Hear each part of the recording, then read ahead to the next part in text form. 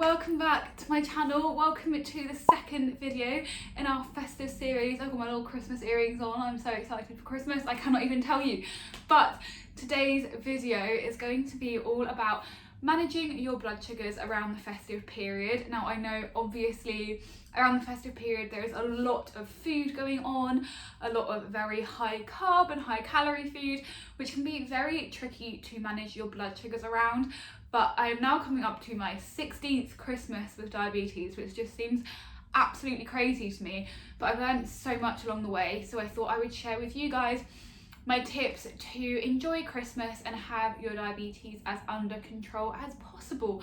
So let's just get in with the very first thing that I want to mention, which is not so much a tip on managing your blood sugars, but it's just a reminder for you to manage your expectations. Now obviously every day of our lives we should be striving for the best blood sugar management that we can manage on that day, but this is going to vary day to day with different circumstances that happen. And obviously, like I said, the festive period can be very tricky, and also you don't want to spend all of Christmas Day worrying about your blood sugars when you could be making so many happy memories with your family. Obviously this year maybe not so many because lockdown, but on a normal Christmas year there's probably lots of people around, lots of activities and games, and like you're having fun. So don't put diabetes in front of having fun on Christmas Day. Manage your expectations. Understand that your blood sugars aren't going to be as perfect as they normally are for maybe 1 to 2 weeks, and that's fine. We can get right back to it in January. Be as good, like as controlled as you can be, but don't let it take over your Christmas. So now let's get into the proper tips on managing your actual blood sugars. I'm going to kick off with talking about managing your blood sugars around the actual Christmas meal or big Christmas festive meals in general. So obviously these meals will probably be huge, and they will also likely have a very high fat content and just a lot of volume and a lot of carbs. And all of these factors will really slow down the digestion, because you can't just eat that much food and expect your body to like deal with it, digest it, absorb it all in one. It's going to take a lot longer. The more you eat, the longer it will take to digest, which means that the sugar won't enter all of the sugar won't enter your bloodstream until a bit later on. And so if you did your insulin like normal and you just calculated all of the carbs for this big meal, like 200 grams of carbs, and injected all of that at your pre-bolus, likelihood is you'll go low before you even finish eating or just after you finish eating. You'll then eat hypo snacks that are going to send your blood sugar back into range, but then also you'll have all of the food that hasn't yet digested shoot it up even further afterwards, and you'll end up, depending on how big your Christmas meal is, you'll end up with blood sugars way over in the 20s because of that effect. But you can deal with that, and you can avoid it by planning. And one thing that you will probably need to do is split your bolus doses for these big meals, and that will get rid of the pit and then the peak. So what you would do is pre-bolus for some of the food, and then after you finish eating or part way through eating, you then bolus for the rest of it, which means that insulin is split over a bit longer and you're not going to crash suddenly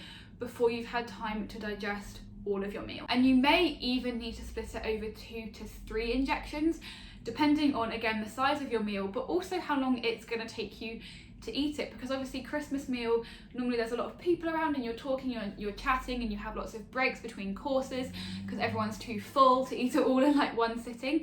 So you're just going to have to tactically plan to split your insulin doses throughout the meal. And then one thing you can do to make your estimation of the insulin that you need as accurate as possible is to weigh everything that you possibly can. Now I know this is a faff, but if you think about it, Christmas Day, there are so many variables. You've got these huge big meals, you've got snacks, you've got alcohol in the mix. There's a lot going on that's going to affect your blood sugars. You're also probably a lot less active than you normally are, which is going to affect your blood sugars. So all of those things are less in your control, whereas one thing you can control is weighing your food. So I would suggest just take weighing scales to the Christmas table, put your plate on and set it to 0. Put on your plate everything that you're going to have that is carbs, and obviously do it one by one. a note in your head or on your phone the grams for that food. So you do potatoes, how many grams, parsnips, how many grams, carby veg, how many grams. If you've got a Yorkshire pudding, put that on as well, and add up those carbs. That's how you're going to have an estimation of the carbs for that meal. What I would do before that, before you sit down and when you're considering doing your pre-bolus, picture your plate and think about how much you would normally eat. So if you had a normal roast dinner, how much carbs would you normally eat? Then consider the bare minimum that you would eat in terms of carb portions. I would then pre-bolus for this 15 to 20 minutes before you eat, or whenever you would normally do your pre-bolus. So pre-bolus for the absolute minimum that you would eat. Then once you eat partway through your meal, you're considering how much more you're going to eat. You can think about how much more insulin you're going to need. Also start thinking about desserts. If you've made it, you can do a lot of calculations to work out the carbs per slice, or you can use something like a Carbs and Cows book or app. I've discussed this so many times in my last video and also in the carbs and carb counting video that I did, so I'll link it here. But it has basically pictures of different sized portions of different foods and tells you the carbs for that, and you can use that as an estimation guide for things like puddings or baked goods that you don't have an exact carb count for. And then once you've nearly finished, or if you have finished, you can then inject the rest of the insulin for the carbs that you haven't yet covered in that first pre-bolus. Now the timing of your second dose will depend on a few things, but the most important thing is to check your blood sugar before you do your second dose. So maybe halfway through the meal, check your blood sugar. If you're going lower, then don't inject yet, obviously. If you've already gone high, then inject straight away. Maybe wait a little bit before you carry on eating. Like I said, Christmas dinner is normally quite slow and leisurely, so you can take your time over it. Maybe just get up and like do a little walk or something, but just wait for it to come down a little bit. But keep checking your blood sugars. Obviously this is a lot easier if you have something like a Libra or a CGM, but if you are finger pricking, then you're probably gonna finger prick quite a lot on Christmas Day. I can't lie to you about that. But just check before you do your second dose, and then when you're about level, then do your second dose again and then carry on eating. And that way you kind of kill two birds with one stone, because it means that you are covering hopefully as near to the exact amount of carbs that you're actually going to eat as possible, and you're also covering that split dose of insulin to avoid the pit and then the peak. And then, as we know with diabetes, it's not all over when you finish eating. There is a lot of potential for your blood sugar to spike or drop after eating. So I would then suggest checking your blood sugar 30 minutes and then again an hour after eating, just to see where you are heading and make sure that you're going in the right direction, and then you can correct accordingly. Now let's chat Christmas snacks. Now, I don't know about you, but in my household on Christmas Day there is food everywhere. Bowls of nuts, bowls of crisps, bars of chocolate. Terry's chocolate orange is always a must, and a little Lindt reindeer. So there is food everywhere and people are constantly grazing. The one thing I would suggest as a diabetic is, rather than constantly graze throughout the day and have 2 chocolates here and a handful of nuts there, is have just 2 or 3 or a few little snacking sessions throughout the day, so that you're not constantly eating and introducing more food and then more insulin into your body, and it's just a constant forwards and backwards, because that's again how you can get into some difficult areas where you haven't digested everything and all your insulin hasn't absorbed before you're eating the next thing. You have a couple of sessions with snacking and essentially do what I said before. Think about the minimum that you think you're going to eat, pre-bolus for that, wait 10 to 15 minutes, eat it. If you've eaten more than you planned, then again inject for those carbs. But just try to avoid the constant grazing throughout the day and have a few little snacking sessions sprinkled in. And like I just said, obviously chocolate is a massive part of Christmas, but one thing that's really important to remember with chocolate is that it's a really low GI, which means it digests really slowly. So again, like I said earlier, you may experience a lower blood sugar and then a spike later on if you inject it as normal. So one thing you may want to do with chocolate is to not actually pre-bolus, or pre-bolus a lot closer to when you actually eat, so that your insulin's not going to kick in before the chocolate itself actually digests. You want to try, and obviously what you're trying to do all the time as a diabetic is time your insulin for the digestion of your food. It's not timing it for when you're going to eat, it's timing it for the digestion of that food, which is when the sugar will enter your bloodstream. So with chocolate, don't do potentially so much of a pre-bolus. And if you're really fed up with injections by the end of the day or partway through the day, which is a real struggle as a diabetic, let me tell you, on Christmas Day it's like you are a pincushion. If you are in a snacking mood and you don't want to inject, have something carb-free like some nuts and just give yourself a bit of a break from the injections. Find some carb-free snacks that you can enjoy. Sugar-free chocolate, I would say, you're probably going to still need to inject for that because of all of the like crap they put in it. I'd say don't bother with sugar-free chocolate or diabetic chocolate, just eat the regular stuff. But things like nuts are a good like zero carb option that you may not need to bolus for. Again, some people find that they need to bolus for protein, and there is obviously protein in nuts. So it depends if you're the kind of person that normally boluses for nuts. But if not, and you're not wanting to inject, have a handful of nuts and then carry on with the chocolate a bit later on. But like I just mentioned, be prepared for a lot of injections on Christmas Day. Obviously, it's going to be quite a lot easier if you have a insulin pump, but you will be injecting a lot if you're going to be eating a lot, which I expect you are. I definitely will be. But it's really important to remember in this case to avoid insulin stacking, which is where you keep injecting and your previous insulin hasn't already had its effects, and then you keep adding on insulin, adding on, and then by the time when you finish eating, you've actually had too much insulin and you end up having a hypo. Rage bolusing on Christmas Day is also a very, very real possibility. I know from experience, because it's Christmas Day, right? You just want to enjoy yourself and eat and not have to deal with high blood sugars. So you'd rather have too much insulin and be able to eat everything you want. But let me tell you where the mistake is with that. You have too much, you overestimate your insulin so that you can avoid high blood sugars, so that you can eat everything you want. You completely stuff your face. 20 minutes later, because you've rage bolused or you've sucked too much insulin, you go low, except you're so full you don't want to fit another bite in your mouth, but you have to literally force feed yourself because otherwise you will be low. And then what's going to happen is actually you've had a delayed digestion because of all the food you've eaten. So you have to completely force feed yourself to avoid this hypo, and then half an hour, suddenly your blood sugar is rising. You're 12.3 with an arrow pointing directly up, and it's just going up and up and up, and it keeps climbing. It can become a roller coaster if you don't split your insulin doses and if you rage bolus or insulin stack. So I know that kind of sounds like an oxymoron by saying not to do too much insulin too close together, but also split out your doses. But you just need to be smart about it and try and spread out your food where possible.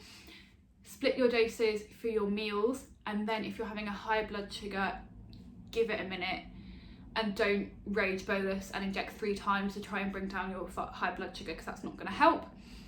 It just needs time to work. If you're wanting to speed up your blood sugar coming down, do some light exercise. Obviously, we're not going to be going to the gym on Christmas Day, but going for a walk is such a big thing when it comes to reducing your blood sugars. I have a whole video on faster ways to reduce your high blood sugar, which I will link to this one, and you can use those techniques on Christmas Day, but I think the one that's going to be most apt for the day will be going for a walk. If you're high and you're wanting to eat some more, go for a 15 to 20 minute walk, get some fresh air, help that digestion going, get the insulin like pumping through, and that is how to go about reducing a high blood sugar on Christmas Day. Do not rage bolus, because you think you're going to have a quick fix and actually you won't. You'll just create more problems for yourself. Other factor that comes in around the festive season is of course alcohol.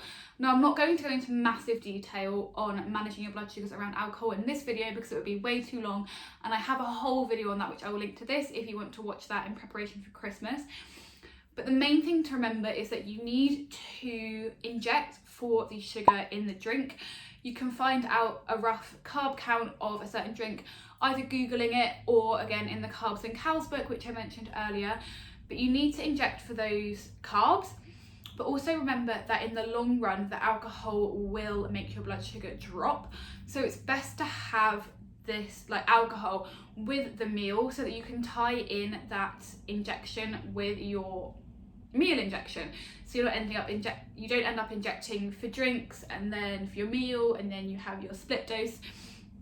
It just takes out an extra injection on Christmas Day. But also remember that although I said it will bring your blood sugar down, because you probably will be eating a lot of food, obviously it completely depends on how much you drink, but it's likely that the alcohol will not have that much of a blood sugar reducing effect if you're eating so much, because there is just so much carbs. The alcohol does not stand a chance in a fight with that much food. One thing I mentioned in my alcohol drinking video is the overnight hypos are really dangerous if you have been drinking, because it can reduce your blood sugar hours later. However, I've also told you guys before in another video, one of my 5 diabetes tips videos, that if you eat excessively more on one day than you normally would, i.e. Christmas Day, it is likely that your digestion will be slowed down, and will be slowed down even to overnight. And so it's likely that a lot of the food that you eat on Christmas Day won't actually get digested until you are in bed, and that is when the sugar will be released into your bloodstream, which is why sometimes on these days we can find that we have really high blood sugars overnight. Even if you don't eat that close to going to bed, it's just all that food hasn't had a chance to get through your system. So there are a few things that you can do depending on how confident you are managing your diabetes.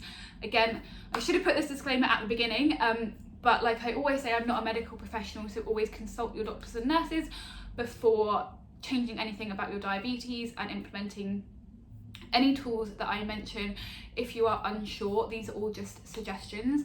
But one thing that you can do if you're really confident with your diabetes is increasing your basal dose over the course of that night, just to help with getting rid of the sugar that is going to be released overnight. Now this, like I said, I would only suggest if you have done it before, or if it's something that you have discussed with your doctors and nurses, because normally our basal rates should be kept the same as much as possible. But in extreme circumstances like this, I find it easier to increase my basal dose because it helps to reduce really high blood sugars overnight. Other thing that you can do is set 1 or 2 alarms throughout the night to wake up and check your blood sugar, and then have a correction dose of insulin if you have gone high, which you probably will have done if you eat as much as I do on Christmas Day. Obviously this is quite annoying, but if you have if your blood sugar's at 20, which it very likely could be on Christmas, the night of Christmas, and it's like 20 for the whole time you're asleep, and to be honest, I sleep a lot more at Christmas, so like 10 hours at 20, that's really not going to be good for you. So it's better to just set that alarm, wake up, have a correction dose. If you're really, really high, you might want to then set another alarm for 2 or 3 hours later, but I would suggest setting an alarm for 2 to 3 hours after you go to bed. See where you're at. If you need to correct and you're really high and you're not sure if it's going to come down, do it again for 2 to 3 hours after that. Just to make sure that you're not spending hours and hours with a severely high blood sugar. So that is everything that I wanted to say about managing your blood sugars around the festive season. Like I said at the beginning, don't obsess over it, don't feel bad about having a bad blood sugar day, but just try and be as healthy and as in control of your diabetes as you possibly can be on that day. And don't forget to enjoy your Christmas. Now next week I'm going to be sharing my diabetes resolutions going into the new year, things that I want to change that I have maybe slacked on with my diabetes management. So if you want to see what I'm going to be doing to improve my diabetes control next year, then make sure you are subscribed to see that video next week. But that is it for today. Hope you guys enjoyed this video, and I will see you in the next one. Bye!